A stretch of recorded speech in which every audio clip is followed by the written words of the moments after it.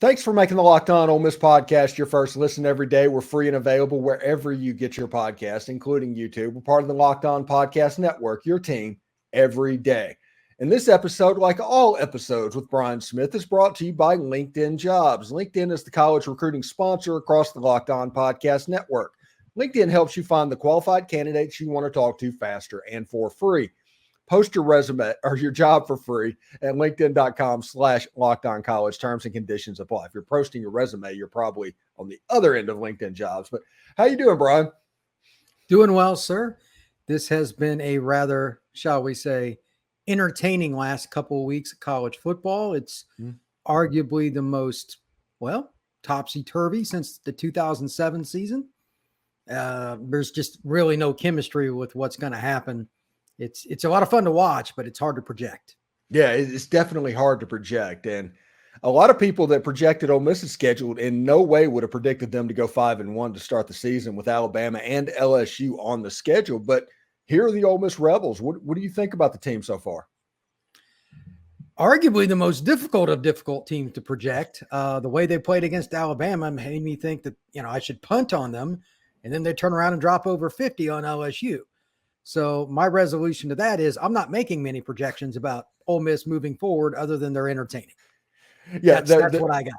Yeah, they're going to be a ton of fun. I mean, you have a unique situation now.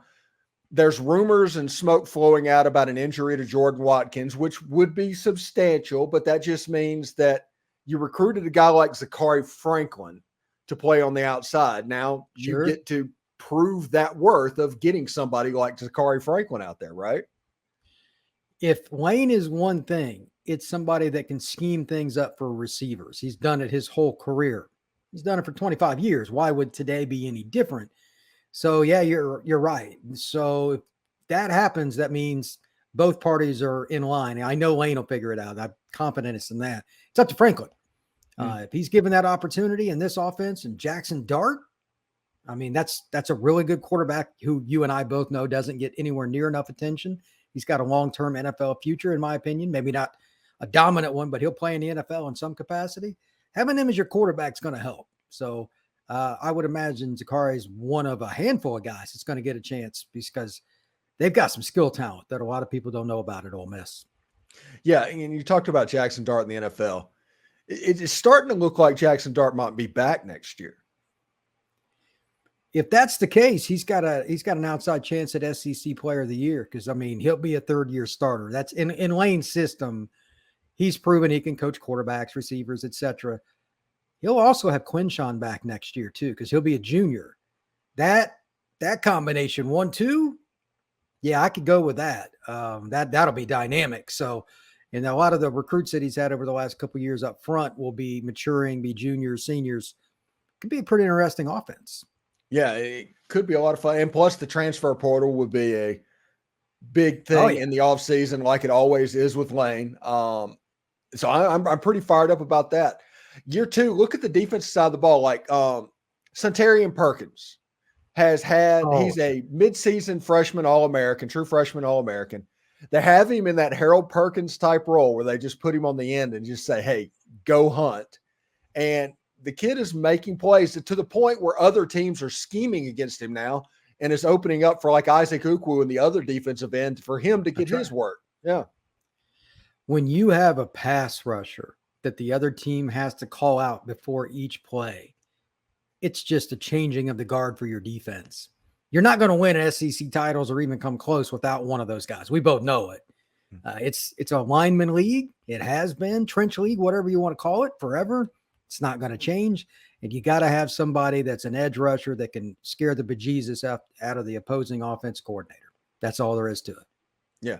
And you have a situation now. He's a true freshman. He's still learning how to play college football because I made the comment in the offseason that Suntarian has never stepped on a football field where he wasn't the best player on it. And so, technique-wise, he actually is having to learn some technique stuff, but he's going to get better and better and better again. And the fact that he's flashing right now is probably a heck of a sign for Ole Miss football. It's funny because we thought that he would play some inside and outside linebacker. I didn't really think about him being a consistent pass rusher, but I wouldn't be surprised if they expanded his role over time where he moved him around after, let him get, like you said, some of the technique down, make it a little harder for teams to know where he's at. But maybe 75, 80% of the snaps, they just send him because there really aren't that many guys that have that kind of twitchiness that can handle the SEC offensive tackles.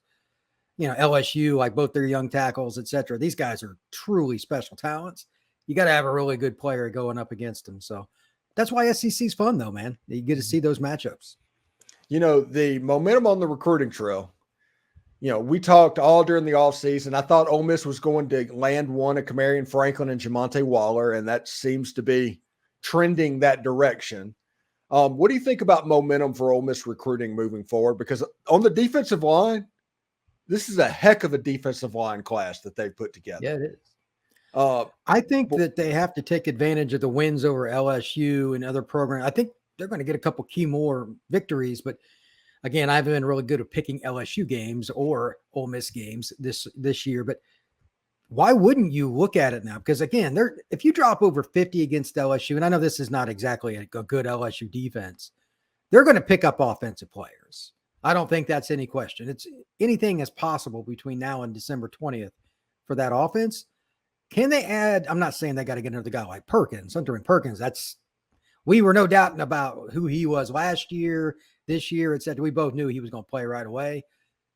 But if they can get one more stud to kind of go along with Kamarion Franklin, especially another front seven guy to kind of help them catch up with what LSU and A&M, some of these schools normally recruit, and you put it with Lane's offense, then it's different. They need one more dude that can come in and play. I don't know which spot, but somebody that can come in and play. It'd be great if it was a corner too. You can never have enough of those.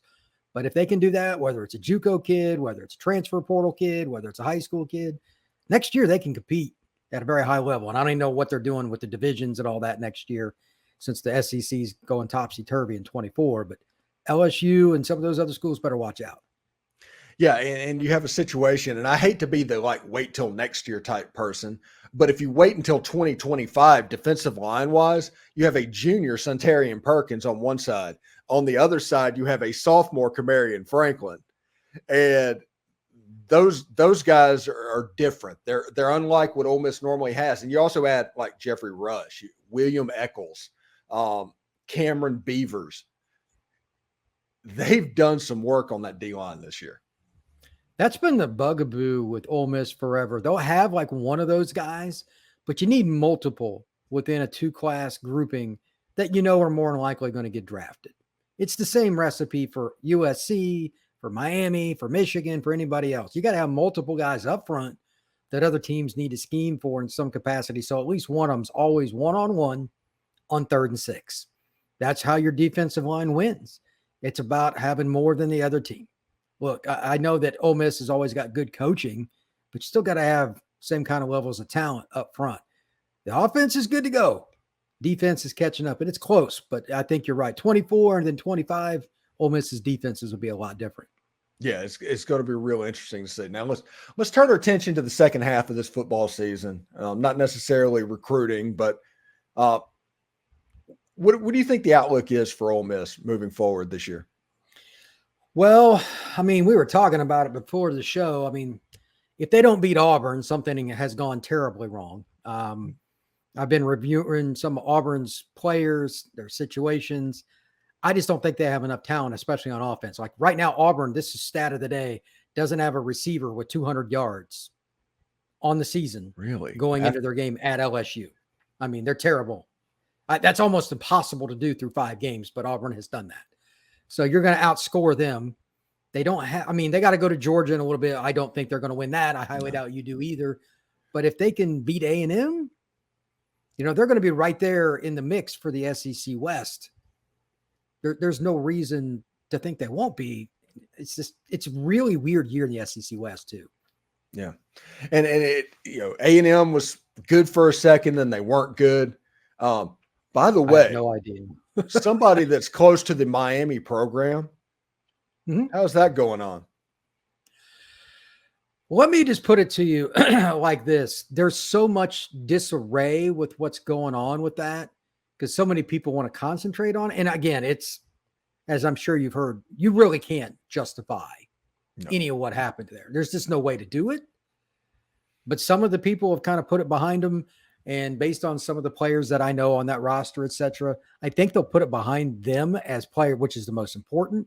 And they'll play at North Carolina this weekend. There won't be any hiding. It's a 7:30 kick. I believe it's an ABC game. Might be the best game of the weekend. They're pretty equally matched. But, I mean, there could be a malaise, too, even if it's just a couple of players, because, like, Tyler Van Dyke was awful in that Georgia Tech game. Terrible. They had 3 picks against him. So I'm curious because I've gotten a lot of different feedback. I think the players are okay, but some of the fans and stuff are sure pretty ticked. And it's a bizarre scenario. I don't think I've ever seen something that bad, though. Have you? I mean, I really don't. This has happened to Mario twice. Yeah, I know. Yeah. I know. This one was even worse, though, because there was less than 40 seconds when that fumble happened. Yeah. I mean, there was like 35 seconds when they snapped, something of that nature. I mean, come on. Like, what are we doing? Yeah, I know this isn't the case, but there was like 3 plays of karma for them running the football because it was 2 perfectly executed plays by Georgia Tech's offense to get there. And then the accident happening on top of that. So it was 3 plays. It was horrible. But, going into this weekend, if Miami beats North Carolina, which they can, if Notre Dame beats USC, which they can, and if Washington or Oregon boat races the other team, Ole Miss could wake up Sunday morning and be a top 10 team. That's funny because after they got beat by Alabama, everybody had left them for dead. That's college football in 2023, my friend. There's so many storylines week to week, and you don't know how they're going to develop. You can only guess. Makes it awful interesting. Yeah, the way I think it's going to go now, like those 3 things have to happen, but I think that Washington or Oregon would drop down at the lowest 10th. So I think Ole Miss might be 11th after their bye week. So they don't do anything. They end up moving up in the polls and being, I guess at that point, if there was a 12-team playoff, Ole Miss would be in the field. Yeah, I think so. Yeah, I think so. And they've got a rightful claim to be in the SEC West race, and who knows? I mean, LSU might go to Alabama and beat them. And there's so many things that could still happen. I wouldn't bet against Jaden Daniels. I think 2015 is about to happen. And Alabama's just going to roll through everybody. Just meat grind everybody. Well, their quarterback's playing a little better, and he might be the best overall athlete in the SEC West. He's just playing quarterback. But they're not a traditional Alabama team. It's just hard to figure out what they're going to do. I don't like picking them either direction either. So yeah, it's a really tough year to pick SEC West games. A lot of unusual things going on. Like LSU's pass defense is 123rd in the nation. LSU cornerback U used to be. It sure as heck is. DBU, right Oof, bad. The home of the Honey Badger. Yep. Everybody's open in that secondary, brother. Yeah.